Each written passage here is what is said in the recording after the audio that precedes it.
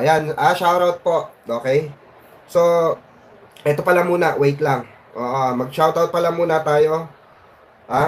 Ang mga team replay, okay? May mga nagpapa-shoutout na team replay natin eh.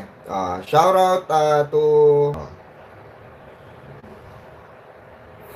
Okay. Ayan, shoutout kay...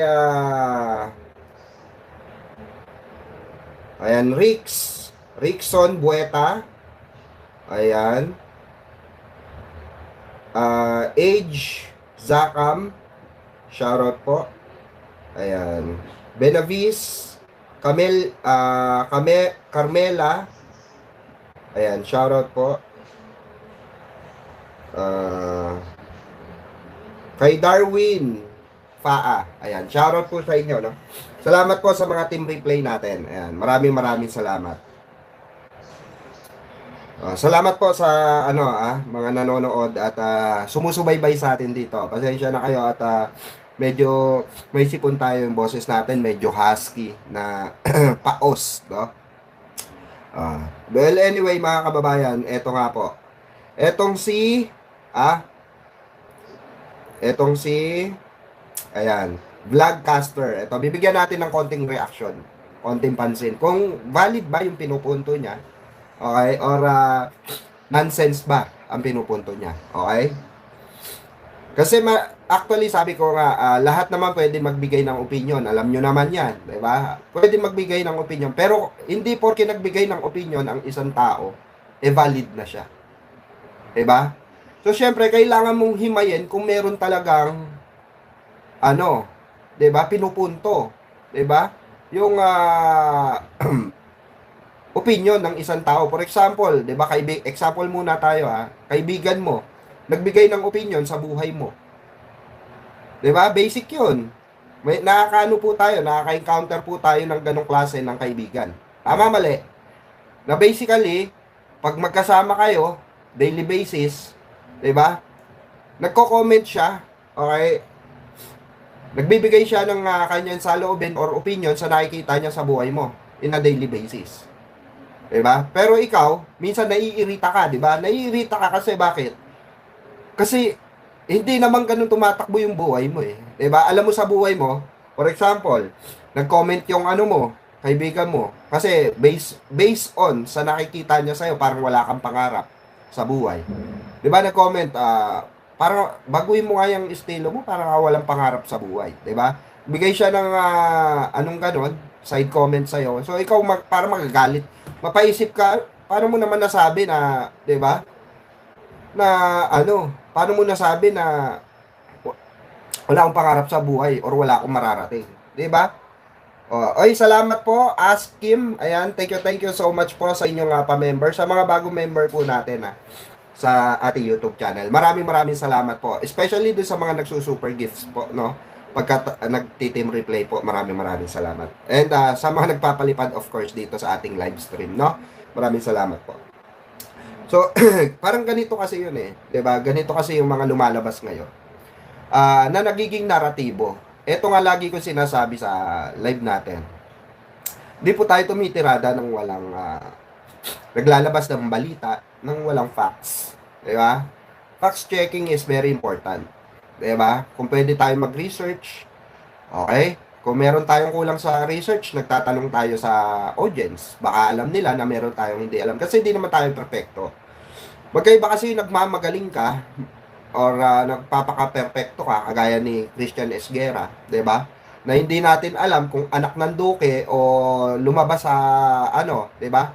Lumabas sa Kepias na hugis, lumabas sa Kepias na hugis, pink diamond, 'di ba?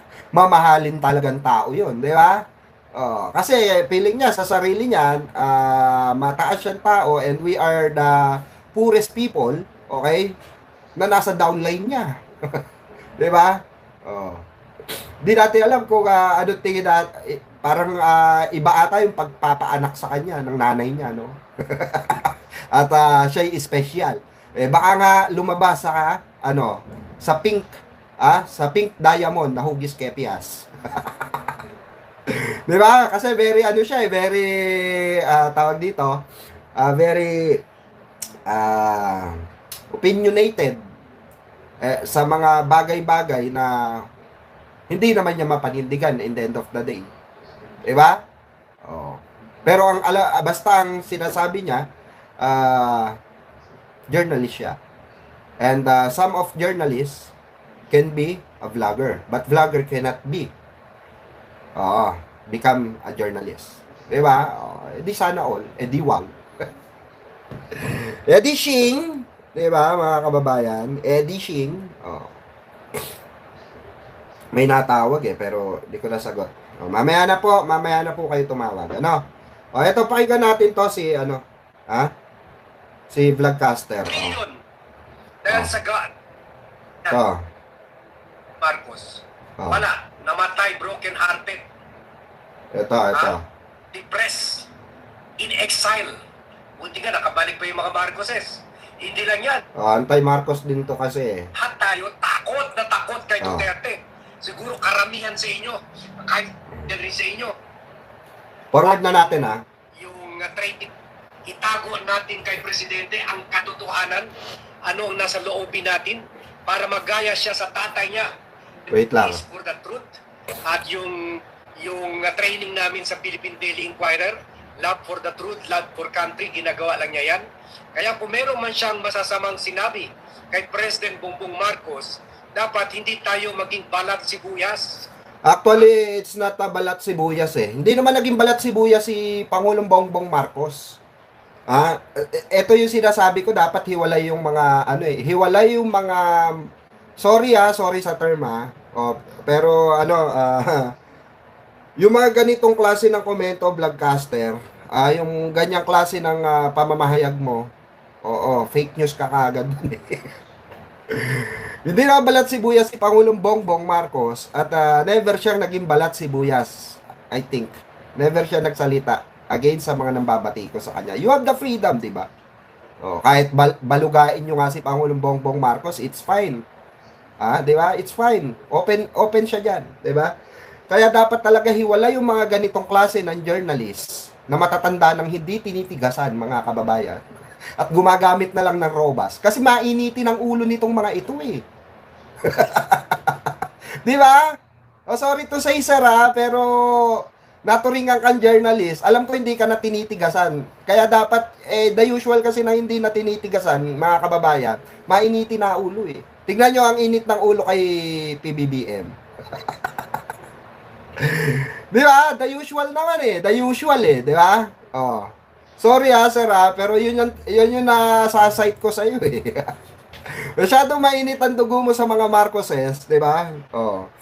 Pero anong araw di ka naman namin naririnig Parang eto lang recently lang sumakay ka kay Christian Esguerra. Di ba? Well, siyempre, napag-aralan na rin niya paano yung YouTube, paano ang algorithm, di ba? Kung anong viral, kung anong trending, go with the flow, di ba? Ituloy natin. Anong gusto nyo? Itago natin kay Presidente ang boses ng tao? No, we didn't say that. Itago natin kay Presidente ang katotohanan? No, we didn't say that. Natin para magaya siya sa tatay. Magkaiba kasi, no? Ano pangalan nito? Hindi, tawagin na lang natin matandang hindi na tinitigas, Kasi hirap banggitin ang pangalan. Matandang boring ang sex life. Yun na. Matandang boring ang sex life. Mali ka na naman Mali ka na naman dun, sir. Alam mo kung bakit? Makinig ka. Umiinit naman ang ulo ko, aga-aga, no? Maganda pa naman ang gising ko. Makinig ka. Yung pinoproclaim mo, argumento mo yan. Hindi ganyan ang argumento namin dito, bobo. Apakatanga mo, solid. Sir. Mawalang galang na po, buwa ka ng ina mo, no? Buwa ka ng ina ka. Pasensya na po, sir, paputang ina mo lang. Kasi wag kang fake news. Wala kami sinasabing ganyan. Yung narrative mo kasi, putang ina mo, sa'yo yun. Hindi namin argumento yan. We never ever, hindi namin sinabi, never ever namin sinabi. Yung mga ganyang kataga na manahimik na lang kayo. Perception mo yan. Sarili mong, pananaw yan. Hindi namin pananaw yan. Pananaw mo yan. Yan yung pagkakaintindi mo kasi sa pagsasalita namin. Kagaya mo nga, wala ka nga na ilalatag na resibo sa live mo eh. 'Di ba? Against Marcoses eh. 'Di ba? Tama ba mga kababayan? Ito karamihan ito napapansin ko, nagiging normalized na yung ganitong klase ng utak ng journalist. Huwag naman sana bumaba sa level na ganun. Huwag naman sana dumating sa panahon na tatalunin kayo ng mga vlogger. Kasi kami, sabi nga namin na we don't have a higher perspective. Diba? Meron lang kaming tawag dito, yung sinabi ko nung nakaraan, basic knowledge. Saan po? Sa mga nangyayari sa bansa. And fake news ka dahil hindi naman namin sinabi. Yung argumento mo, ang sinasabi mo dyan. Ikaw nag-claim sa sarili mo dyan, wag mo idamay yung sambayan ng Pilipino. They have the right to speak. Wag mong lasunin yung utak ng taong bayan. Journalist ka pa naman, bobo ka. Ang bobo ng opinion mo. Diba? Minsan talaga mahirap magpalaki ng mga mangmang eh. Ako, pasensya na sir, mangmang ka. Oo, sa totoo lang, mangmang ka. Diba? O, pakinggan nyo kung hindi ba naman isa't kalating mangmang to, itong gago na to. Pakinggan nyo. O. Kay President Bongbong Marcos, dapat hindi tayo maging balat sibuyas. Ha? Anong gusto nyo? Itago natin kay Presidente ang boses ng tao? Itago natin kay Presidente ang katotohanan? Hindi. At sa loobin natin para magaya siya sa tatay niya. Ang tatay niya ng ilusyon. Mahal na mahal ako ng taong bayan. Oh, diba? 2028. Oh. Siya nagsasabi nun, hindi tayo. Pananaw niya yun. Mindset niya po yun. Diba mangmang? Ganito yung sinasabi kong mangmang. Kasi ang mangmang may mga yung categories. Ito kagaya nito, mangmang to kasi hindi niya naiintindihan na hindi niya basta pwede na sabihin sa taong bayan na ganito ba yung gusto nyo? Ganito ba yung gusto nyo? Ganito ba yung gusto nyo? Hindi pwedeng gano'n. Kasi argumento mo yun sa sarili mo eh.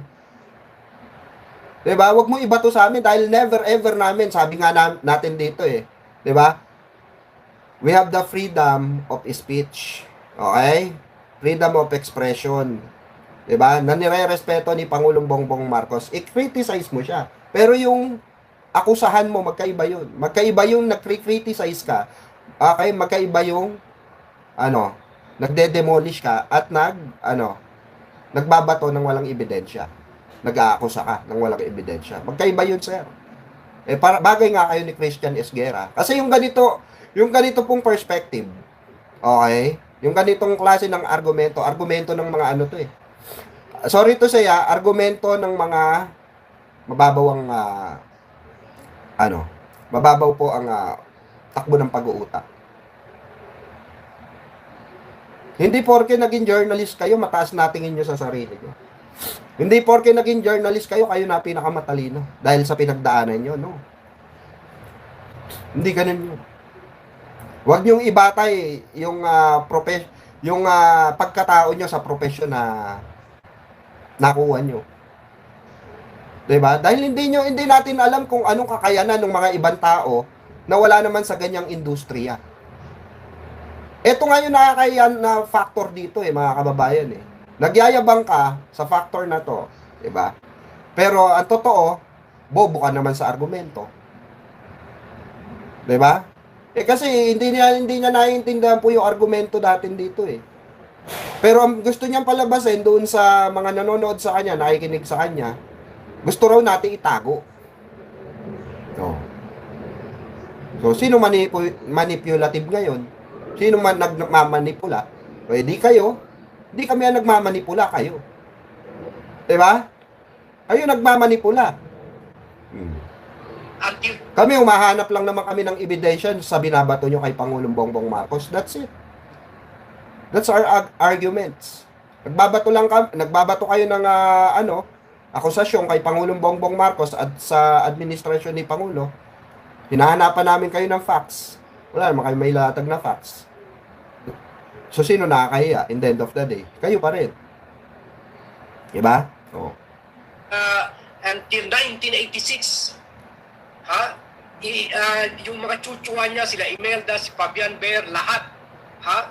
Hindi sinasabi sa kanya yung katotohanan, hindi sinasabi sa kanya yung ano na nangyayari sa bansa kasi may lupus siya, nasa bedridden na siya, na may lupus siya, suffering from lupus.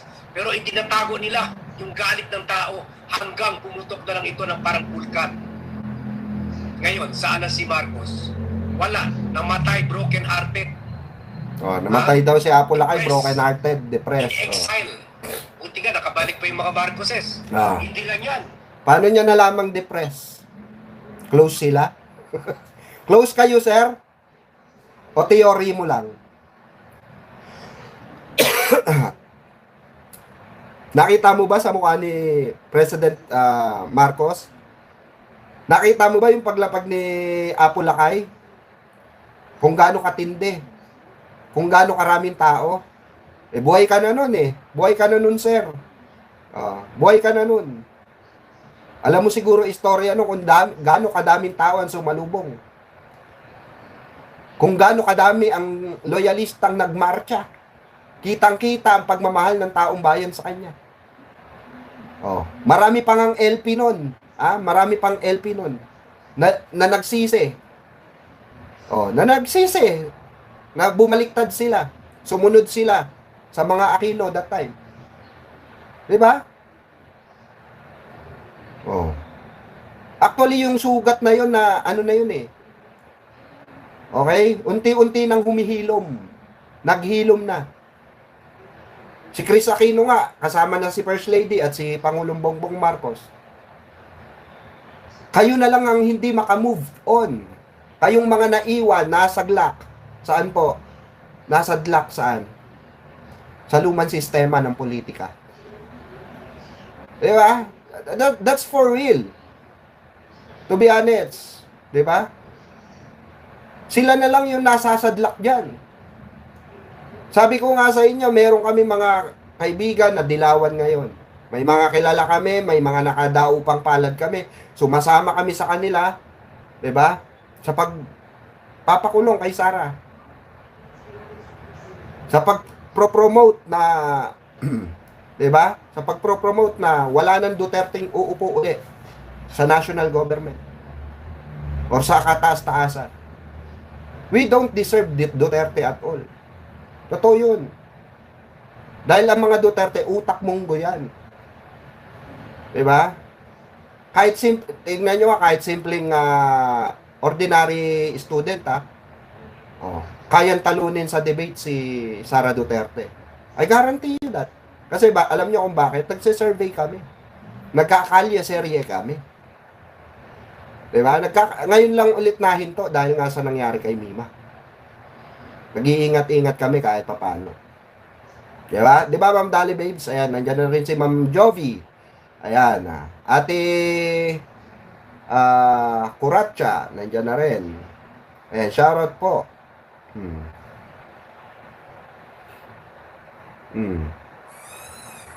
Diba? Anong klase na? Kaya nga, nandito siya sa lumang naratibo regarding sa Marcoses, diba? Naiwan yung sistema. Kaya dapat hiwalay talaga yung mga ganitong klase ng content creator. Diba? Alam mo yon, hindi ko mag-gets yung logic dito eh. Yung logic na gusto nilang ni Christian Esguerra. Pareho sila ng narrative eh. Kasi marami ko ni-review. Marami ko na-review sa mga live ni Christian Esguerra. And nakita ko nga, marami nag-send din sa akin ng mga past na live ni Christian Esguerra na hindi ko napanood. Oo nga, anti-Marcos pala talaga siya. Ngayon ko napagtanto, nung napanood ko yung mga yon, anti-Marcos pala talaga siya. Magmula noon pa. Kasi meron siyang sinabi ron with ginawa niyang kasangkapan si Apo Lakay sa live niya. 'Di ba? Kaya, ayan, sa Reza Force family, shoutout po. Kaya ako, sabi ko nga, makabago na po kasi ngayon. Okay, makabago na ngayon. Wala na yung lumang sistema ng politika. Ang kailangan ngayon pagkakaisa. Diba? Actually, ilan na lang naman sila sa Dilawan kasama yung apo. Yung apo. 'Di ba? Yung nakikipaglaban. Oo. Yung apo ni Cory. Sila na lang naman yung suwail eh. Pero sila Chris Aquino, the rest of the family, okay na. 'Di ba? Yung mga apo na lang yung tumutuligsa. Di natin alam kung ano yung main talagang pinaglalaban nila. 'Di ba? Mga bagong henerasyon pero ang utak nasa lumang tipan. 'Di ba? Hindi na kailangan ng ganyan ng bansa. Sa totoo lang, kahit sinong maupo, hindi na kailangan ng ganyan ng bansa. Kailangan natin magkaisa. Laban sa korupsyon, 'di ba? Suportahan ang pangulo, kung sino mauupong pangulo, 'di ba? Para umasenso ang bansa. Oh, ngayon kung hindi nanalo yung bet mo na pangulo, 'di ba? It's fine. Ba't mo lalabanan yung sarili mong bansa? Pagka ganun, eto kasi kailangan ng mindset natin, mga kababayan. Tandaan nyo ito.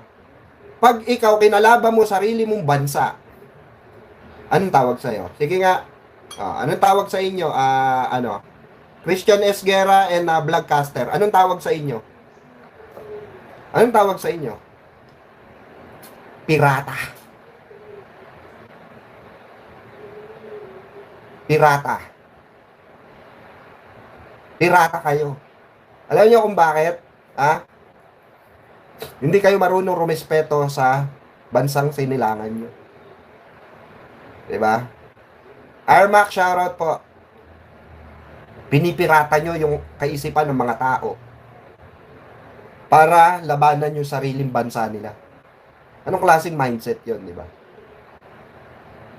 Kaya no wonder, may mga bata pa rin so far na naghihimagsik gamit po ang KKK. Gamit yung mga sinaunang term, gamit yung sinaunang pinaglalaban. 'Di ba? Sa totoo lang yung sinasabi nila hindi mali yun. Para sa akin po, ako personally, mali yun. Maling-mali yun. 'Di ba? Maling-mali yun. Buti sana kung ibang tao ang kalaban mo. Buti sana kung hindi bansa mo ang kalaban mo, bansa mo ang kalaban mo. Bansa mo ang kinakalaban mo. Hindi ibang lahi ang kinakalaban mo. Hindi mananakop ang kinakalaban mo. Mismong bayan mo, pinipirata mo. Ganun yun. Diba? Kaya no wonder, digital na ang karma. Yung karma na nga lang na digital diba? Oh.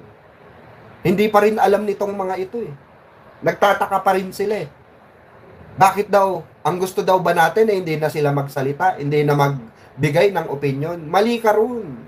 Walang sinasabing ganun. Pag-uutak mo yun. Hindi namin kasalanan kung mali yung pag-uutak mo.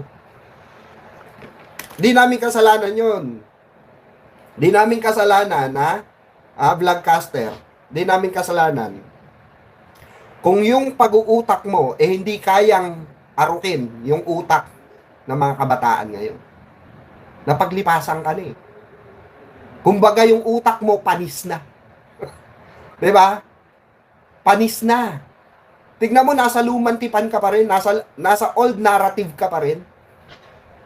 Gamit yung alin? Si Apo Lakay. Imagine that. Kami nga hindi na namin ginagamit yung mga yan Yung mga EDSA 1, EDSA People Power, di na namin ginagamit yan. Di na po namin ginagamit yan. Kasi bakit? Nonsense yan. Nandito po tayo, MST family, shoutout po, third mo. Nandito na tayo sa makabagong henerasyon. Moved on. And ang sinusulong ng Pinklawan and some of Dilawan and Loyalista, one for all for one. Tanungin mo si Atty. Enzo. Tanungin mo sila Sir Yamas. Tanungin mo sila kung sino pang mga pinklawan dyan na mga vlogger. Pag nakikita-kita kami niyan, nagkakamayan kami niyan, lalo na nung lamay ni Mima. Imaginein mo, lamay ni Mima, dilawan, pinklawan, sa loyalista na andun. Christian Esguerra, vlogcaster, 3 kulay na andun. Oh. Sino nakagawa niyan? Sino nakagawa niyan? Si Pangulong Bongbong Marcos. Kaming lahat na naniniwala sa gobyernong ito na may pag-asa ang ating bansa. Basta lahat tayo magtulungan laban sa korupsyon. Kaso instead na tumulong yung iba, kagaya nito matandang hukluban na wala ng na bihira na maligo. Diba? Ano ang naitutulong ng sinasabi mo? May naitutulong ba yan sa bayan? Hindi, literally, may naitutulong ba yan sa bayan? Sa bansa? Wala, di ba? Oh.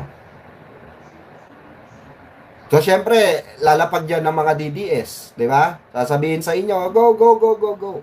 Actually, yung mga nanonood dito, DDS na lang din eh. Yung mga nanonood kay Christian Esguerra, DDS na lang din yan. Yung sinasabi nila, kunwari, walang kulay. Ipokrita. Di ba?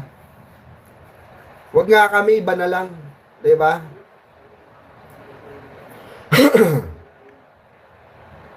Kaya nga sinasabi natin dito mga kababayan, nung panahon ni Duterte example, tahimik kami. Ako, to be honest, ang ko noon, ang presidente ko sana noon, si Binay. Oh. Ngayon, naglabas ng ebidensya si Senator Sonny Trillanes kay Binay. Oh.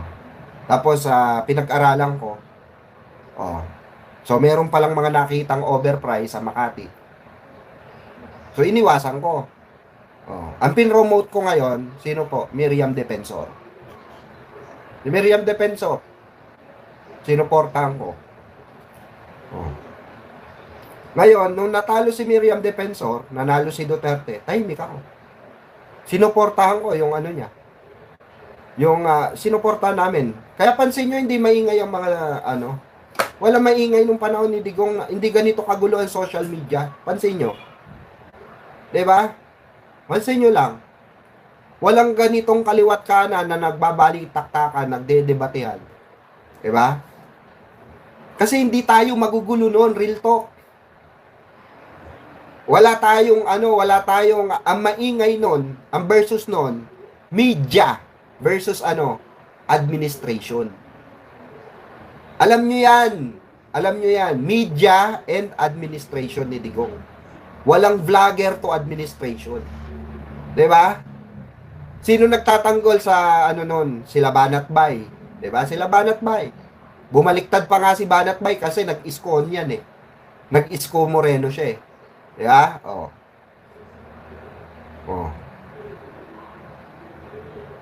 So hindi namin pinipirata yung utak ng taong bayan. Real talk lang.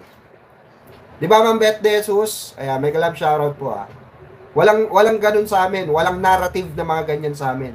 Pero kayo, kasi alam namin di makakatulong kung magbibigay kami ng mga mapanirang naratibo sa administrasyong Duterte noon. Wala may tutulong. Pero, nung lumabas ang EJK, nagkaroon ng investigasyon sa EJK, nagkaroon ng investigasyon sa Parmali scandal. Doon na nagsimula. Doon na kami nagsimula mag-ingay. Oh. Doon na kami nakisama sa mga media personnel. Oh. Na bumabati ko sa administrasyong Duterte. 'Di ba?